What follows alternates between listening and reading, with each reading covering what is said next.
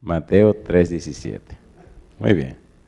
Dice el versículo 17, y hubo una voz de los cielos que decía, este es mi Hijo amado, en quien tengo complacencia. ¿Qué les parece si oramos? Querido Padre Celestial, gracias, muchísimas gracias por las bendiciones que ha derramado sobre nosotros y gracias por los ángeles que nos acompañan. Gracias, Dios, por la vida y la salud que nos concede. Y gracias por la gran oportunidad de reunirnos en este lugar para estudiar su palabra. Señor, gracias por el ministerio de Jesús en nuestro favor. Gracias por la obra del Espíritu Santo.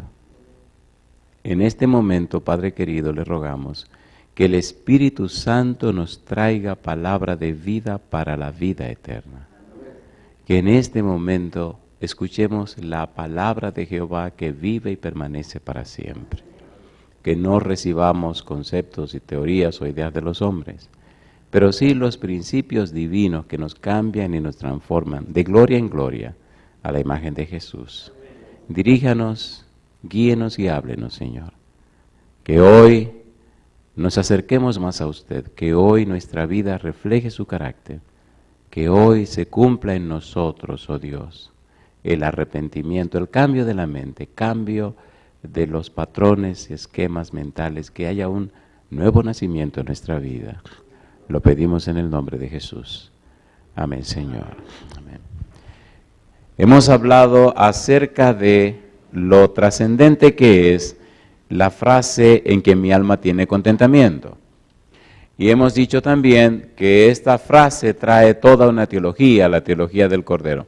Es más, toda la teología o toda la ciencia de la salvación, pudiéramos decir, se resume en esa frase, en que mi alma toma contentamiento. La salvación no es un concepto, no es una doctrina, es una persona y se llama Jesús. Y Jesús es el Cordero de Dios, y Jesús es el siervo sufriente, y Jesús es aquel en quien tiene contentamiento el alma de Dios. El plan de salvación no fue una reflexión ulterior, dice la sierva de Dios, sino que fue un plan trazado desde antes de la fundación del mundo. Ya hemos dicho que antes de la fundación del mundo Dios escogió a Cristo como el Cordero, lo apartó para el sacrificio. Vimos también en el libro de Génesis capítulo 3, cómo en el versículo 15 y el 21 se relaciona toda la idea con el Cordero, y lo relacionamos con Apocalipsis capítulo 12. En el versículo 11 dice, y ellos le han vencido por medio de la sangre del Cordero. De modo que el Cordero está envuelto, está involucrado en todo el plan de salvación. Vimos también el Cordero en la experiencia de Abraham. Abraham vio mi día y se gozó. Y vimos la frase, si ustedes no creen que yo soy, entonces van a morir en sus pecados. Debemos seguir mirando toda la trayectoria y todo el asunto de la teología del Cordero.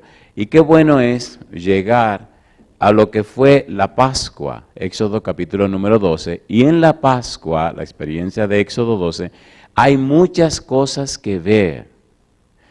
Lo primero que Dios le dice a Faraón, capítulo 4. Éxodo capítulo número 4. Vamos a comenzar por allí. Ya vimos a Moisés que tuvo su experiencia con Dios en el monte. Dios habla a Moisés y hay toda una experiencia interesante con relación a Moisés cuando Dios se le revela, cuando Dios se le presenta en el monte. ¿Por qué digo esto? Y permíteme hacer una pequeña reflexión. Miren, cuando Moisés recibe la visita de Dios en el monte Sinaí, es un anciano.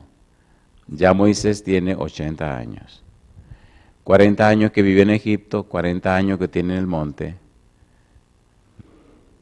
bregando con las ovejas. Ahora ya un anciano, con 80 años, escribe un salmo, el Salmo 90. En el Salmo 90, Moisés expresa que los días del hombre son 70 años y en los más robustos 80.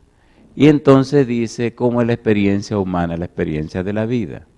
El anciano Moisés piensa que le quedan días y por eso le dice a Dios, enséñanos de tal manera a contar nuestros días que traigamos al corazón sabiduría. Ya se acabó, dice Moisés. Pero cuando ya es un anciano y se acabó, se le aparece Jehová y lo escoge como un caudillo, un paladín y como un líder militar para hacer la más grande hazaña de la época. Sacar a un pueblo esclavo con más de 600,000 personas y lo único que lleva en la mano para pelear con el ejército más fuerte de la tierra es un palo. Una vara que era de él, pero que después de Sinaí la llamaron la vara de Jehová. Mire qué interesante.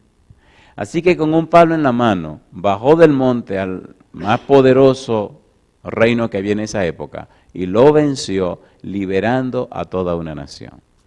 Pero es bueno saber y entender que en el diálogo de Dios con Moisés aparecen detalles que usted debe tomar en cuenta antes de ver el Cordero Pascual. Porque si usted no toma en cuenta estos detalles, posiblemente se quede flotando por arriba. Hay que ver abajo el propósito y qué es lo que Dios quería hacer y a qué Dios envió a Moisés y cuál es el plan y el propósito específico de la liberación. La justicia de Dios se muestra de dos formas. Número uno, la justicia de Dios se muestra punitiva, castigadora y destructora contra aquellos que dañan a su pueblo. Sin embargo, esa misma justicia que acaba y destruye, salva, redime y liberta. Y allí vemos todo el cuadro en la experiencia de la liberación del pueblo judío de la nación egipcia. Pero usted tiene que tener los ojos bien abiertos para poder ver los detalles. Y justamente una de las cosas que quiero hacer. En el capítulo número 4, entonces, descubrimos algunos detalles que son importantísimos. Versículo 22. Capítulo 4, versículo 22, dice Dios, y dirás a Faraón, Jehová ha dicho así, Israel es mi hijo, mi primogénito. Ya te he dicho que dejes ir a mi hijo para que me sirva, mas no has querido dejarlo ir. He aquí, yo voy a matar a tu hijo, tu primogénito. Aunque esta es la primera advertencia que Dios hace, no es lo primero que Dios realiza. Todo lo contrario. Primero Dios hace 10 maravillas antes de matar los primogénitos en Egipto.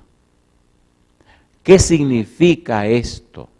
Ustedes recuerdan todos los milagros que Dios hizo. ¿Lo recuerdan o no lo recuerdan? Y fue la última prueba, lo último que ocurrió, precisamente la noche de la Pascua, precisamente la noche de la liberación, precisamente la noche cuando se preparó el cordero y se pintaron los dinteles de la puerta con la sangre. Recuerde que ese cordero representa a Jesús y recuerde que la liberación del pueblo judío de la esclavitud egipcia es sinónimo de la liberación de los seres humanos de la esclavitud del pecado. Y todo por el sacrificio del cordero y todo por la sangre de Cristo Jesús. Pero hay otros detalles interesantes y algunos los encontramos en el capítulo número 3. Veamos estos detalles antes de entrar en lo que debemos estudiar. El versículo 7 del capítulo 3 dice, bien he visto la aflicción de mi pueblo que está en Egipto, y he oído su clamor a causa de sus exactores, pues he conocido sus angustias. ¿Qué está diciendo con esto Dios? Bueno, yo lo estoy viendo, yo lo estoy oyendo, y yo sé lo que está pasando. Esto nos hace entender a nosotros que no estamos ausentes del conocimiento de Dios. Hay un detalle curioso en la vida de los seres humanos, y es que los seres humanos quieren vivir como si fueran dioses, haciendo lo que les da la gana. Y así no funciona.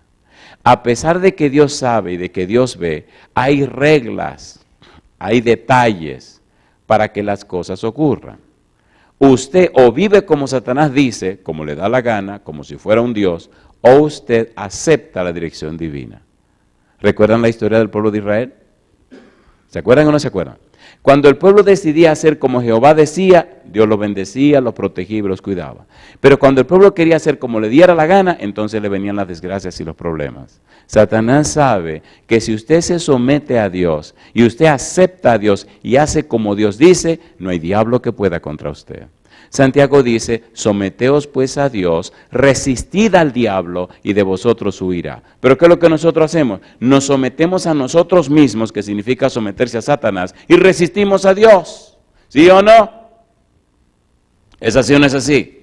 Es más, seamos honestos, aún conscientes de las cosas que deberíamos hacer, como que nos cuesta hacerla. Y esa es la tragedia humana. A veces somos tan religiosos que nos avergüenza ser cristianos. Mire qué barbaridad. Mire qué barbaridad. Y voy a repetir eso y lo voy a aclarar porque veo algunas caras como, ¿qué será eso? Hay personas que no quieren verse tan santas para no sentirse distintas al grupo que les rodea. Y usted está perdiendo su tiempo entonces. Sin santidad, nadie verá a Dios. Un poquito mundano, un poquito cristiano, déjese de tontería. O está con Cristo o está contra Cristo. Y es un secularismo religioso espantoso que está acabando con la vida cristiana y está matando la fe de la mayoría de la gente que quiere creer, pero usted no le permite creer. Ustedes recuerdan cuando Jesús bajó del monte de la transfiguración. Recuerda que cuando llegó al valle había un papá que había traído un hijo endemoniado y los discípulos no lo pudieron ayudar. Pero espere, ¿no le había dicho Cristo a ellos que sacaran demonios, que echaran fuera demonios, que hicieran milagros? ¿Le había dicho o no le había dicho? ¿No recuerda usted en el capítulo del Evangelio según San Lucas que vinieron diciendo que habían echado fuera demonios y habían hecho maravillas y milagros? ¿Por qué ahí no pudieron?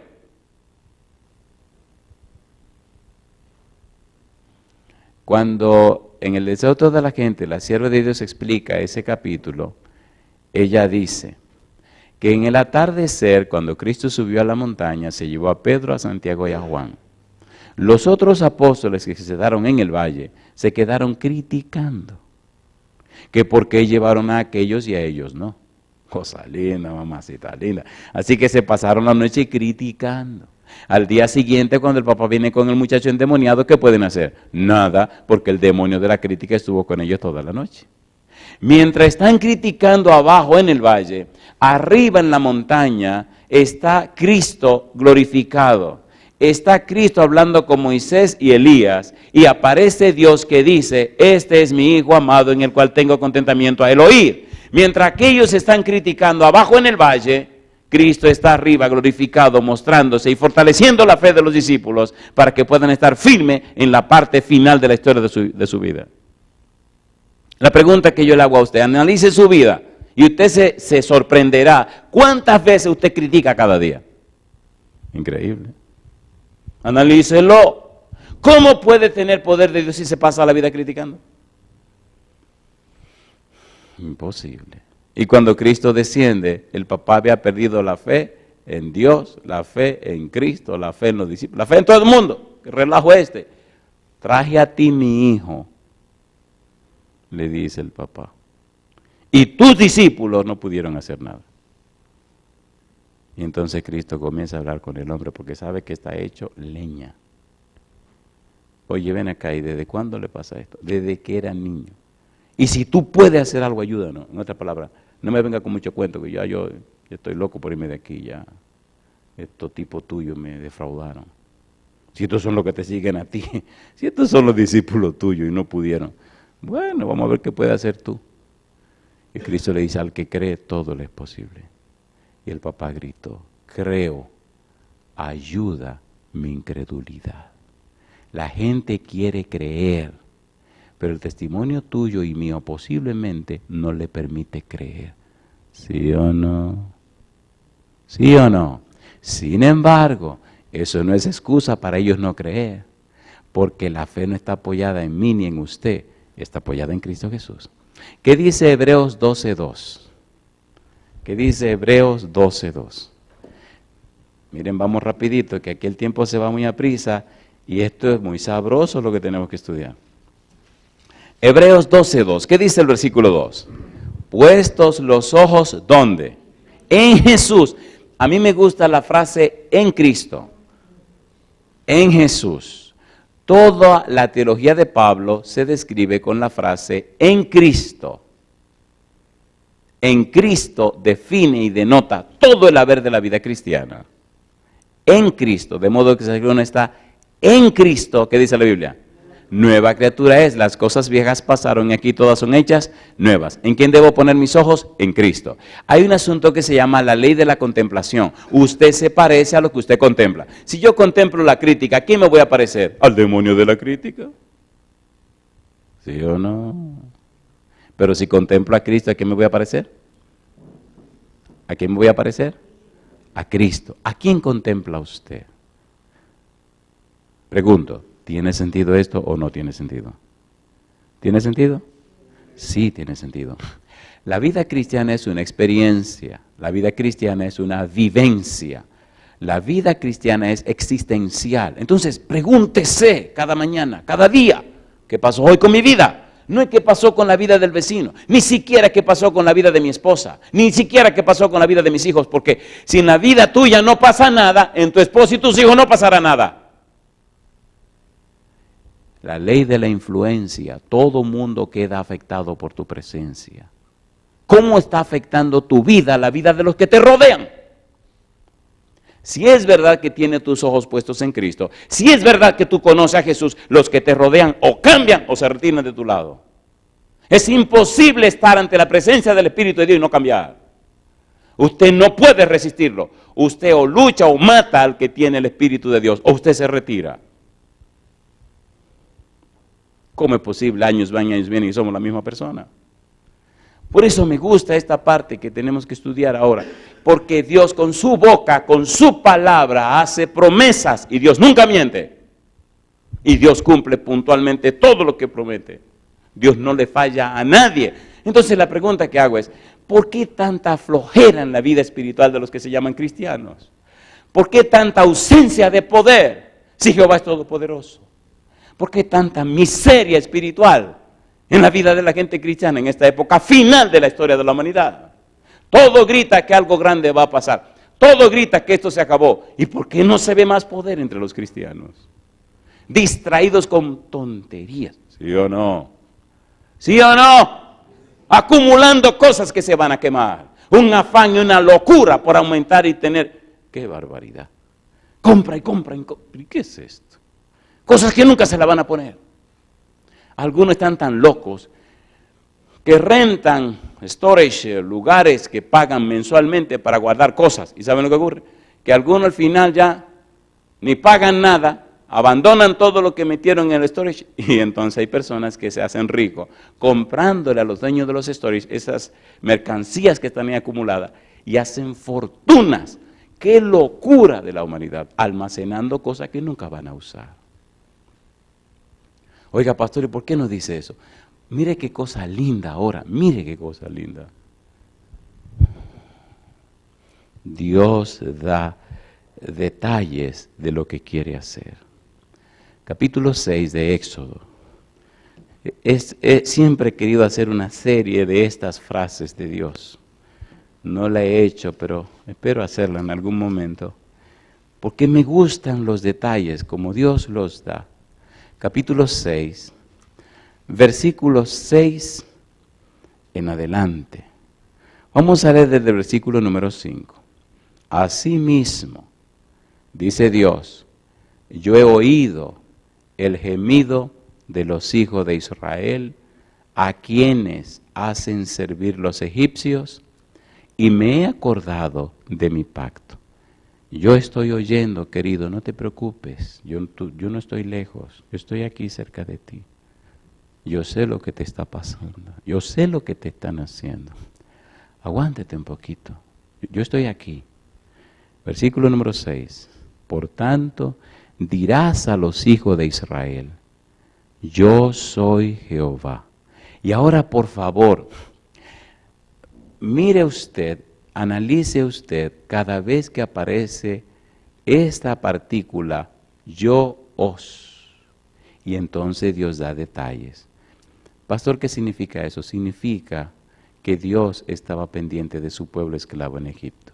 Significa que había toda una agenda.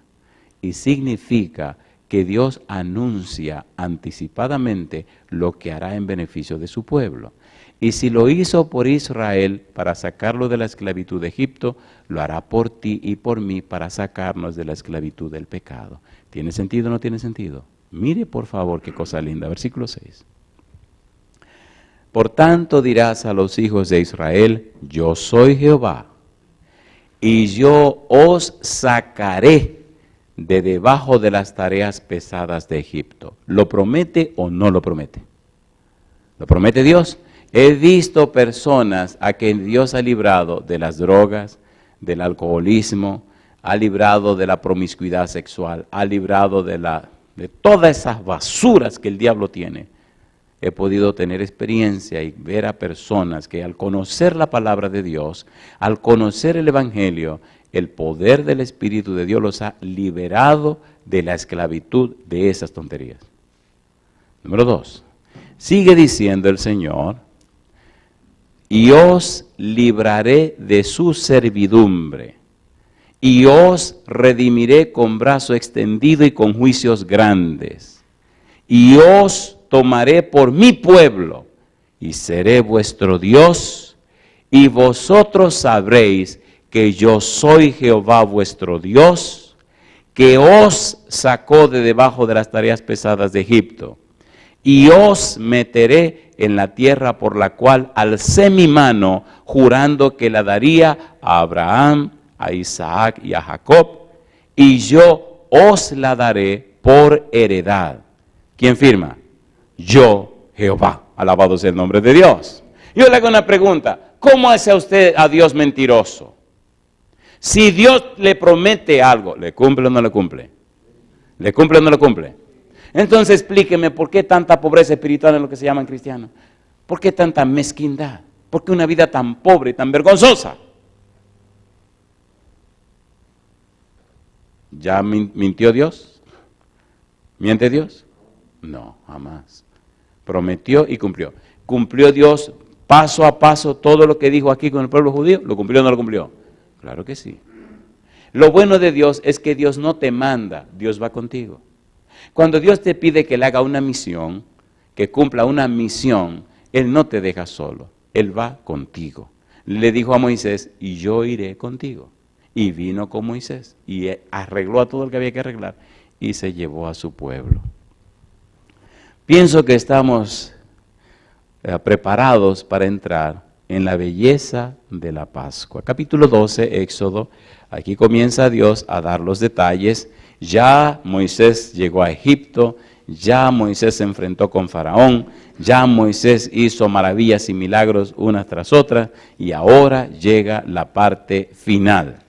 Jehová dice, prepárense porque hay una fiesta que instaurar, versículo 1, y comienza a explicarle a Moisés. Éxodo capítulo 12, versículo 1 al 3, dice el 1.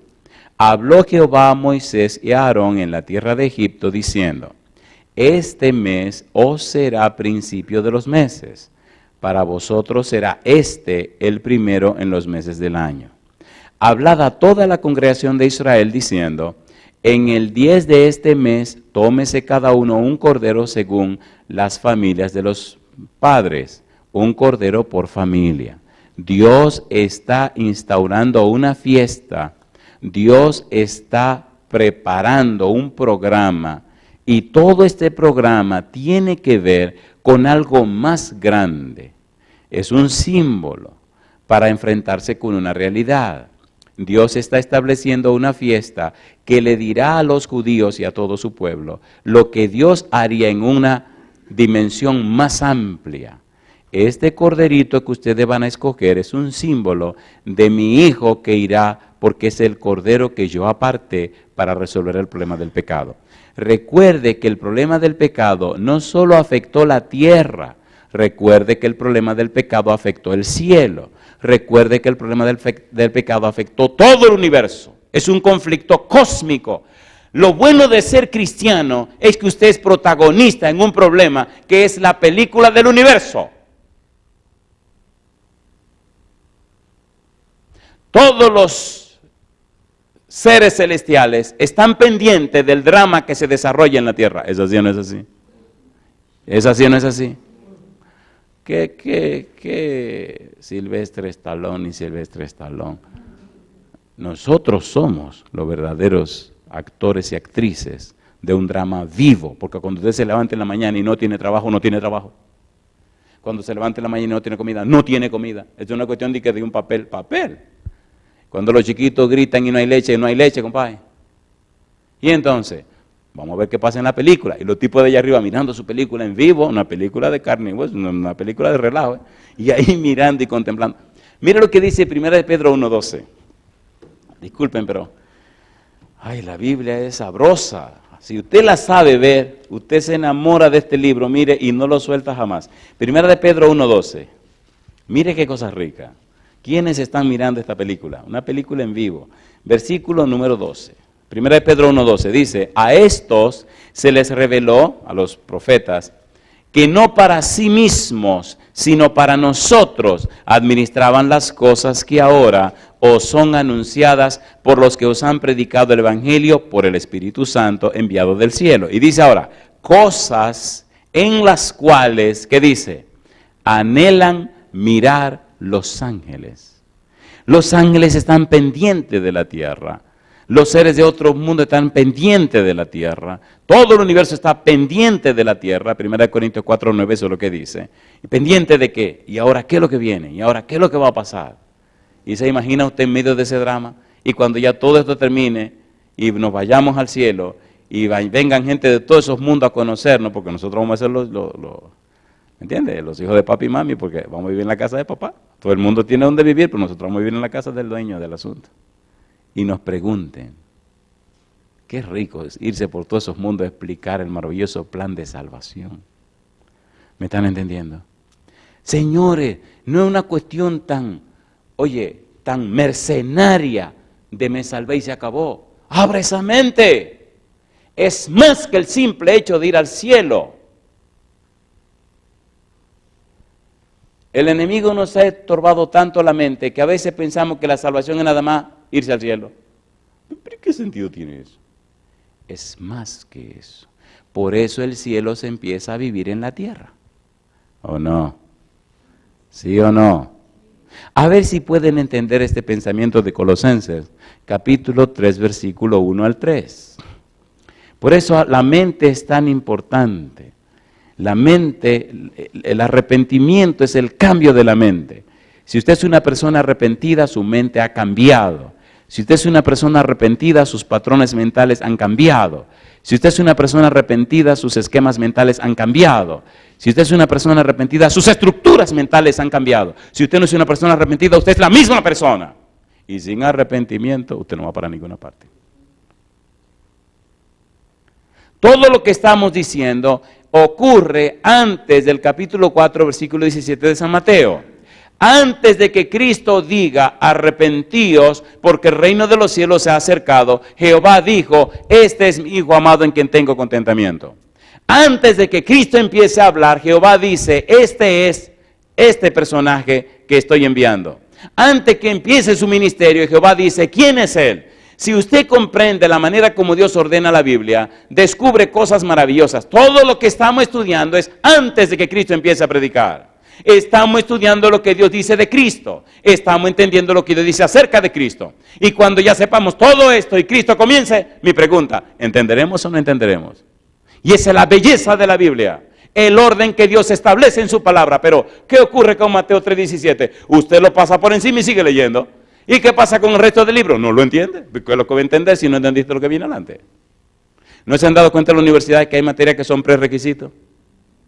A ver, ¿sí o no? Si no hace esa materia primero, no le dan la otra. Entonces eso es lo que estamos haciendo. Antes de ver lo que Cristo dice como arrepentíos, estamos entendiendo qué fue lo que Dios quiso decir. Pero lo interesante es que cuando terminemos y entremos a estudiar a Jesús y ver lo que Jesús dice, nos vamos a reír. Pero ya todo esto fue lo que dijo Jehová. Precisamente, Jehová lo dijo primero porque Pablo dice en Hebreos capítulo 1, que Dios, habiendo hablado de muchas maneras y de diferentes formas a los padres anteriores por los profetas, ahora nos ha hablado por el Hijo, pero ya Dios te lo dijo. Si ya Dios te lo dijo y el Hijo te lo repite y los apóstoles te lo repiten, te lo están diciendo 3 veces. ¿Sí o no? El primero que lo dice es Dios a través de Él mismo. El segundo que lo dice es Dios a través de Jesús. Y el tercero que lo dice es Dios a través de los discípulos. Siempre Dios. Y a quien menos conocemos es a Dios. Oigan, estamos perdiendo el tiempo. Esto se está entendiendo. ¿Se entiende o no se entiende? Capítulo 3, Colosenses, versículo 1 al 3. Si pues habéis resucitado con Cristo, oiga qué interesante. Esto es una condicionante. Si no han resucitado con Cristo, no hay problema, sigan en la nada. Pero, si pues habéis resucitado con Cristo, ¿qué dice ahora? Buscad las cosas de arriba, donde está Cristo sentado a la diestra de Dios. ¿Y qué dice ahora?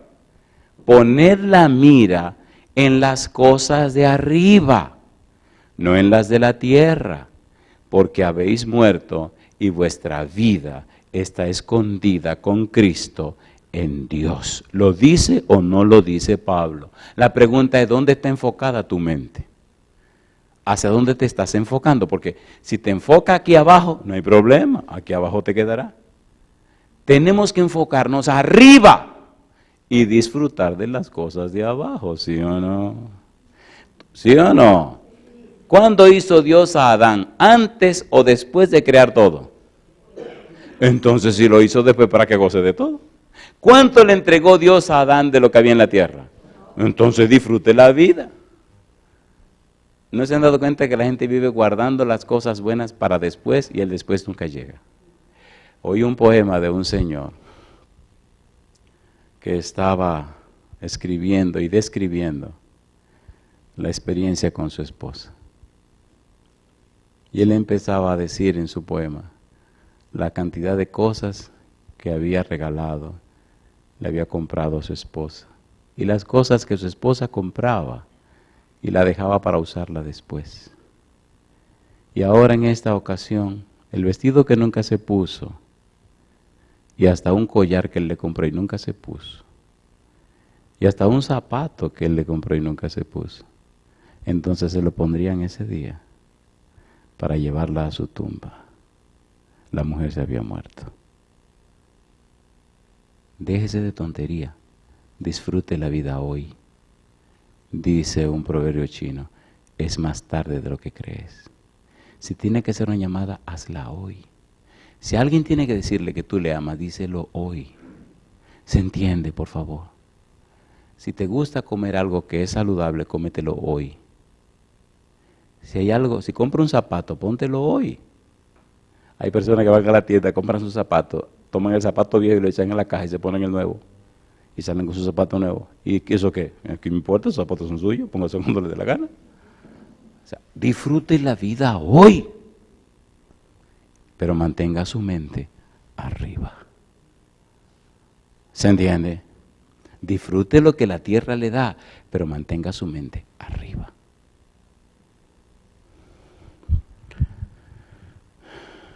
Éxodo capítulo número 12, qué cosa, Éxodo capítulo 12. En esto de la Pascua hay un asunto tan profundo, tan hermoso. Versículos 5 al 7, dice el 5. El animal será sin defecto, macho de 1 año. Lo tomaréis de las ovejas o de las cabras y lo guardaréis hasta el día 14 de este mes. Y lo inmolará toda la congregación del pueblo de Israel entre las 2 tardes. Me gustan estos detalles. Versículo 13, dice el verso 13, y la sangre os será por señal en las casas donde vosotros estéis.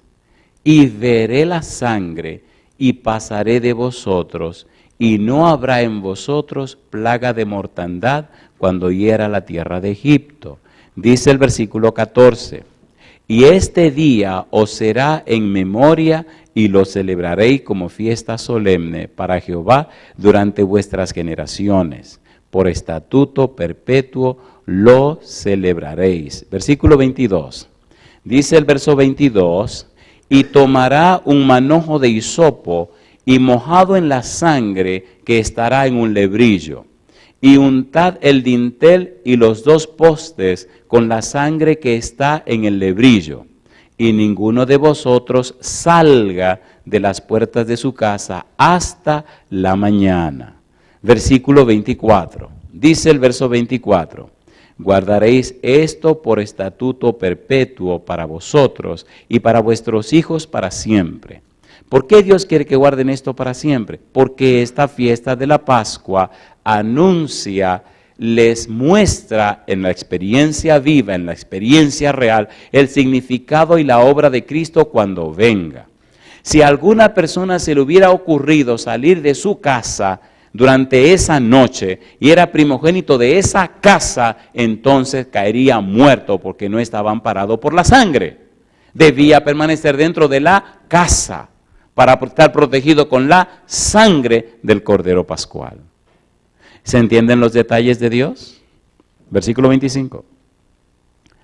Y cuando entréis en la tierra que Jehová os dará, como prometió, guardaréis este rito. Y cuando os dijeren vuestros hijos, ¿qué es este rito vuestro? Vosotros responderéis, es la víctima de la Pascua de Jehová, el cual pasó por encima de las casas de los hijos de Israel en Egipto, cuando hirió a los egipcios y libró nuestras casas. Entonces el pueblo se inclinó y adoró. Y los hijos de Israel fueron e hicieron puntualmente así como Jehová había mandado a Moisés y a Aarón. Hay otros detalles interesantes en el versículo 43 hasta el 51. 43. Y Jehová dijo a Moisés y a Aarón, esta es la ordenanza de la Pascua, ningún extraño comerá de ella. Interesante. ¿Qué cosa dice Dios? Ningún extraño comerá de ella. Una pregunta. ¿Cuándo Dios le dio la ley al pueblo judío? ¿En Egipto o en el Sinaí? ¿Dónde le dio la ley? En el Sinaí. Segunda pregunta. ¿La ley de Dios se la dio a los esclavos que estaban en Egipto o se la dio a un pueblo libre y liberado en el monte Sinaí? ¿A quién se la dio? ¿A los esclavos o a los liberados? Pregunta número 3. ¿La ley de Dios es para esclavos o para personas libres? Entonces, ¿por qué usted le remanga la ley a los esclavos? No lo van a entender. Ay, mamacita linda. La ley de Dios es para los que han sido redimidos, rescatados, liberados, libertados y reconciliados con Dios. Interesante. Apréndase esa. Porque cuando usted le arremanga la ley, entonces se ofenden y se molestan. Pero cuando las personas son tocadas por el Espíritu, se gozan en obedecer a Dios. ¿Es así o no es así? La ley, el cumplimiento de ella, la obediencia a ella, siempre será por amor a lo que Dios ha hecho. ¿Por qué Dios le dio la ley en Sinaí? Porque lo había liberado de la esclavitud. Ahora Dios había producido maravillas para engendrar en ellos amor, y el amor produce una obediencia genuina. ¿Sí o no? Si me amáis. Pastor, ¿y esto qué tiene que ver con la Pascua? Tiene que ver todo. Dios ganó el derecho a nosotros con la muerte de Cristo en la cruz del Calvario. Ganó el derecho de poner en nosotros su Espíritu porque Cristo murió en la cruz del Calvario. Ganó el derecho de cambiarnos y transformarnos porque Cristo murió en la cruz del Calvario. Ganó el derecho de darnos una nueva simiente porque Cristo murió en la cruz del Calvario. Y esa nueva simiente guiada por el Espíritu nos hace ser obedientes y fieles, no por nuestras fuerzas, sino por la gracia de Dios. Y entonces, Filipenses 2:13, Dios produce en nosotros el querer como el hacer por su buena voluntad. ¿Se relaciona o no se relaciona todo? No hay excusa para tener vidas cristianas tan pobres. El cielo entero se derramó para tener vidas cristianas poderosas. Pero necesitamos entender el plan que Dios trazó. Capítulo 12, versículo 44. Mas todo siervo humano comprado por dinero comerá de ella, después que lo hubiere circuncidado. ¿Entendieron? ¿Después qué cosa? Que lo hubiere circuncidado. La circuncisión era una señal de que la persona pertenecía al pueblo de Dios. ¿Cierto o falso? ¿Sí o no? Así que había un derecho legal para participar de la fiesta, porque ahora la persona era de la familia de Dios. A mí me gusta Dios porque cuando decimos que somos propiedad de Dios, no somos una cosa, somos hijos de Dios, somos miembros de su familia. ¿Es así o no es así? No es lo mismo tener un caballo o tener una vaca que tener un hijo. ¿Es lo mismo? Usted es el dueño de la vaca, pero usted es el padre de su hijo. Dios no anda buscando vacas ni animales, está recogiendo sus hijos. ¿Es así o no es así? Así que siéntase como hijo y no como un animal. A veces nos sentimos que Dios somos propiedad de Dios. Eso es impersonal. Por más cariñosos que sean los animales, jamás serán sus hijos. No importa que le ponga su apellido. En Estados Unidos hacen toda la barbaridad y ustedes no se pueden imaginar. Siempre, los dos pajaritos que hay en casa son la cosa más rica del mundo, pero son pajaritos. Y se lo digo cuando hablo con ella, le digo, mi negra chula, yo las quiero muchísimo, pero ustedes son dos pajaritos. Aquellas son las hijas mías. Y hay una, la chiquita, que esa vive celosa todo el tiempo. Cosa rica, mamacita linda, donde le digo, Cuni, ven a ver, dice, no, uno no habla con los enemigos. Y se va, digo, oye, ¿qué le pasa a esta muchacha? Dice uy, celosa que está con los pajaritos. Porque son chulos esos pajaritos. Y ella me quiere que, bueno, cuando mi esposa quedó embarazada, del primero, del varón, yo aprendí que los niños entienden en el vientre de su madre. Y nos hicimos excelentes amigos. Le enseñé, lo eduqué, lo preparé en el vientre de su mamá. Cuando quedó embarazada de la segunda, lo mismo. Cuando quedó embarazada de la tercera, lo mismo. Pero entre la segunda y la tercera pasaron 5 años. Así que había un trato entre papá Dios y yo de tener otra hija, pero mi esposa no lo sabía. Hasta el día que quedó embarazada y ella no sabía. Inclusive se quiso preocupar cuando, la tipa quedó atrapada, compadre. Pensó que era náusea, que tenía un problema estomacal. Digo, problema estomacal, compadre, problema estomacal. Llegamos donde la doctora y le digo, Nina, esta tipa está embarazada. Y dice Nina, ¿cómo va a ser, doña Esther? Y dice Esther, me da pena el gordo porque, no, Nina, yo siento como unos mareos, una cosa, pero seguramente un problema estomacal. Y la Nina se ríe. Habían pasado 5 años. Le digo, ¿por qué no le hace una prueba? Compadre, cuando le hacen la prueba que le dicen a Esther que está embarazada, se quiso preocupar. Gordo, mira de que estoy embarazada. Y yo me río, digo, no me diga. Sí, digo, mi negra linda, yo tengo 5 años esperando eso. Papá y yo nos pusimos de acuerdo. ¿Y por qué tú no me dijiste? No, eso es un secreto entre nosotros. Y dice, pero acuérdate de la toxoplasmosis. Digo, no te preocupes, que esos pajaritos Dios va a poner en un lado por ahí hasta que mi negra nazca. Desde que quedó embarazada empecé a hablar con la negrita esta. Y cuando la negrita nació, era una cosa rica. ¿Usted ha estado embarazada alguna vez? A los hombres no le pregunto porque yo no creo que usted se embarace jamás. Pero a las mujeres, ¿se han dado cuenta que los bebecitos se mueven en el vientre? Hay una época de los bebecitos que son unos tigres. Ellos oyen, escuchan y entienden. Así que a la Cuni, cuando ya estaba grandecita, como a los otros también, llegó un momento donde yo le hablaba. Y le hablaba y se movía y se movía. Y a veces jugaba y le decía, mi negra linda. Y le ponía la mano de este lado y la barriga se así, y se echaba para acá. Digo, no te apures. Entonces quitaba la mano y le ponía la mano del otro lado y se echaba para acá. Y mi esposa me miraba y se reía porque parecían 2 muchachos jugando. Y digo, tú verás ahora, le decía a Esther. Sí, porque si hablaba iba a oír la bendita ahí adentro. Entonces le ponía la mano de un lado y corría para el otro y ponía la mano del otro. Y entonces hacía, y decía, ya. Decía, esa es una tigraza, Esther. Cuando nació, saben que los niños nacen bien feos.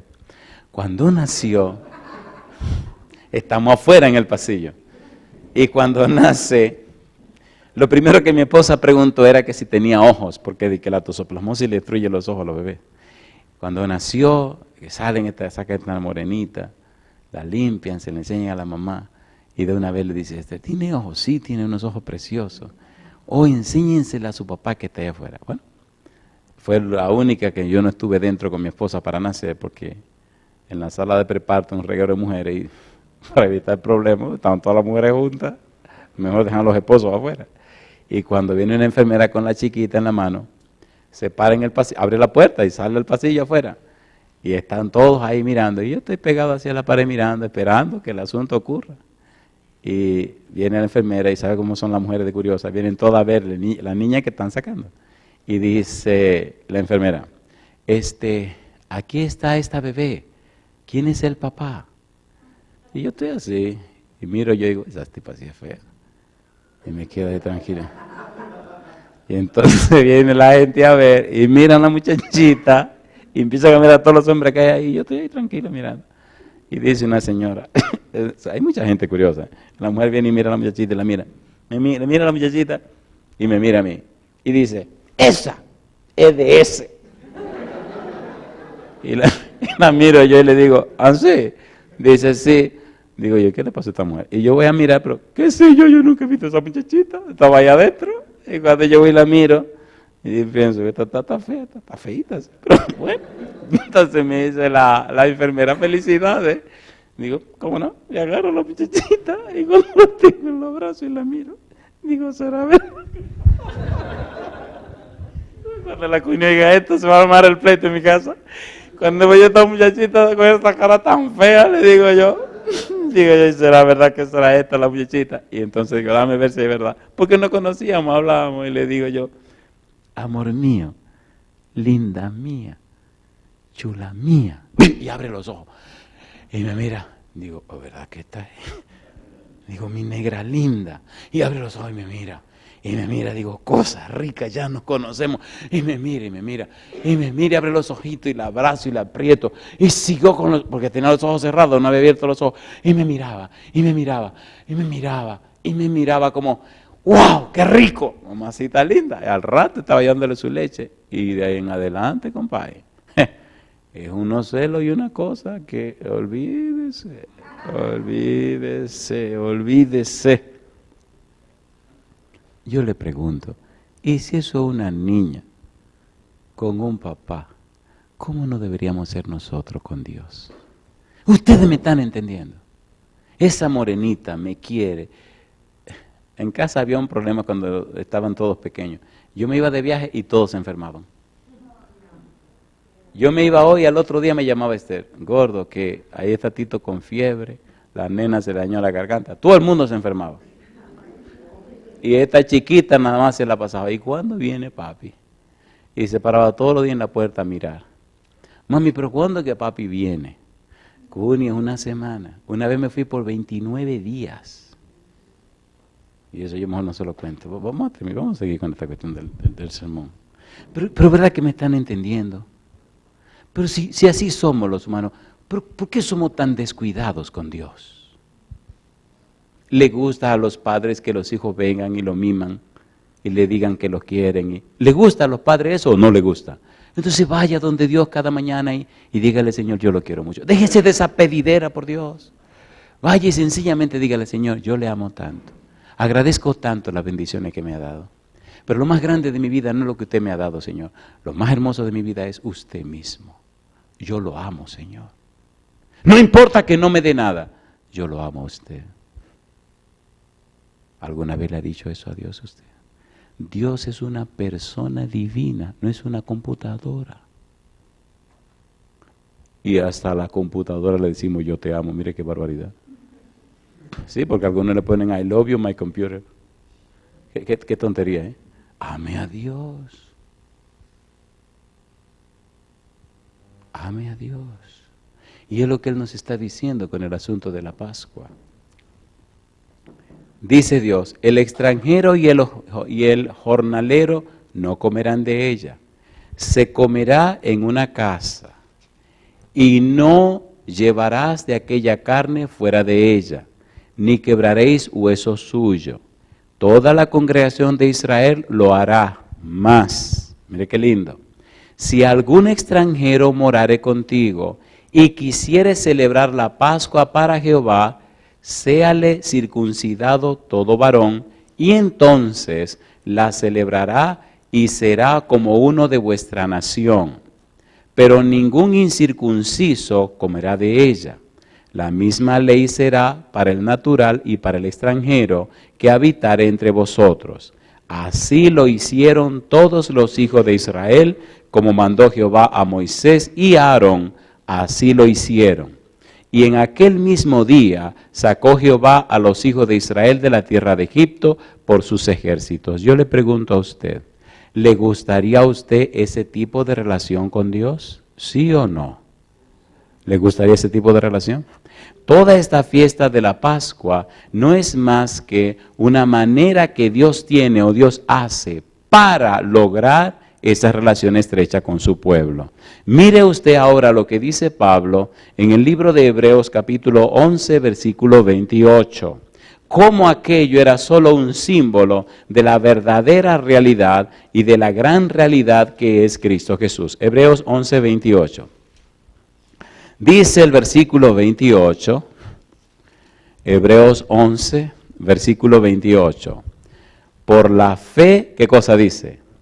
Celebró la Pascua y la aspersión de la sangre, para que el que destruía a los primogénitos no los tocase a ellos. Moisés celebró la Pascua por la fe. Moisés celebró la Pascua por lo que Dios le dijo.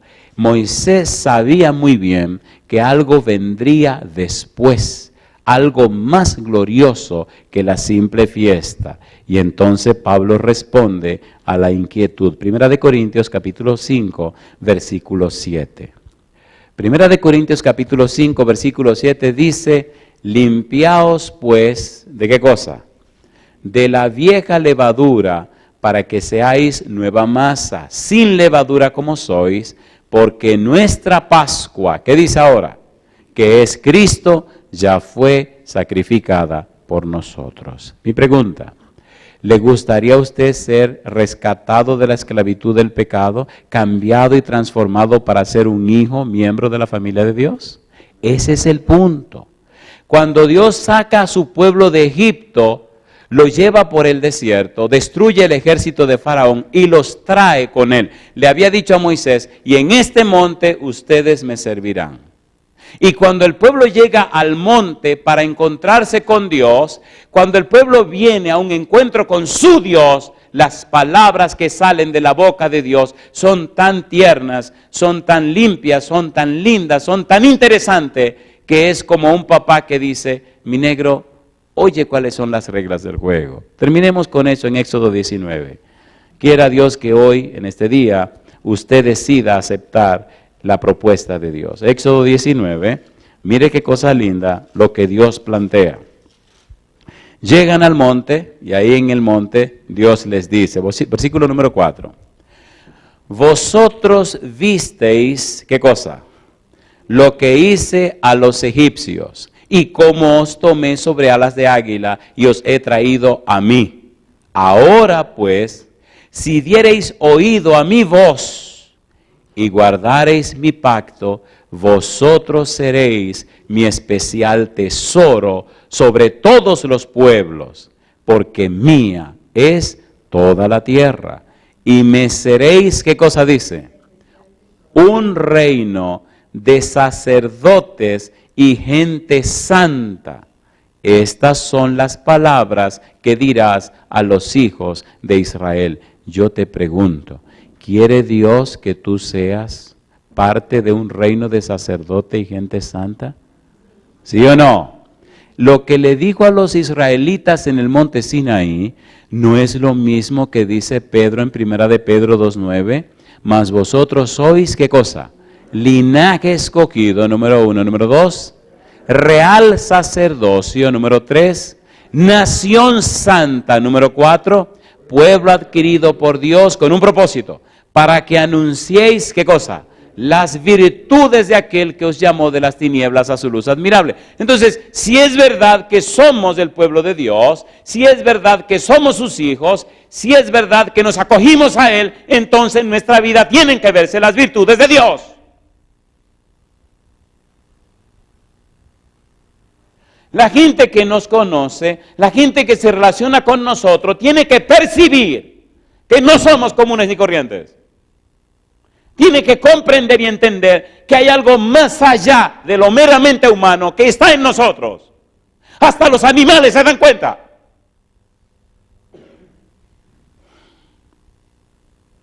Y los niños también. La carencia de esa experiencia en los llamados cristianos está haciendo que muchos se pierdan. Nos convertimos en jueces y los condenamos por sus errores, pero nadie sabe lo que está pasando en sus corazones. Cuando usted se aproxima a una gente con amor, ese corazón se derrite por el poder del Espíritu de Dios.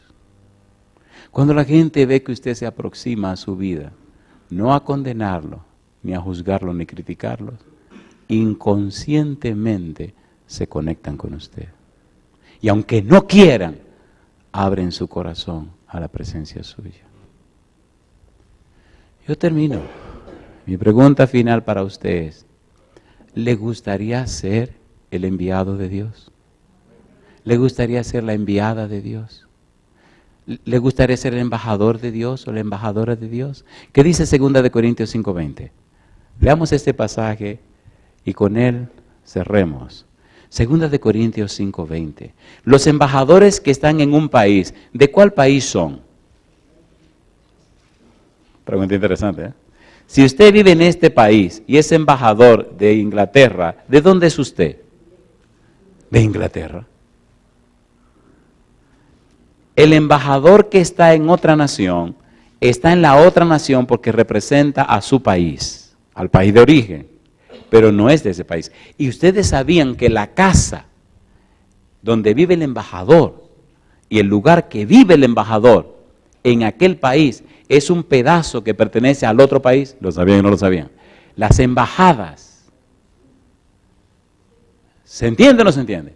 Entonces yo le pregunto, si usted es un embajador del cielo, su casa, ¿qué cosa es? Una embajada, porque la embajada, ¿dónde vive el embajador? ¿O no?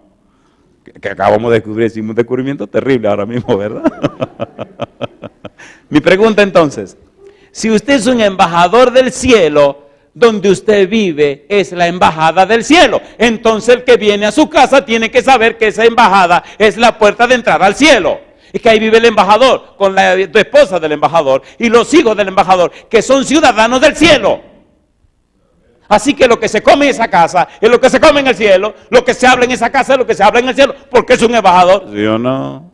Si es un embajador de México, ¿qué se va a comer? Tortilla, y tacos, y enchiladas. ¿O no? ¿Le gustaría ser el embajador de Dios? ¿La embajadora? Pues cuando llegue a su casa hoy, hay muchas cosas que hay que echar a la basura.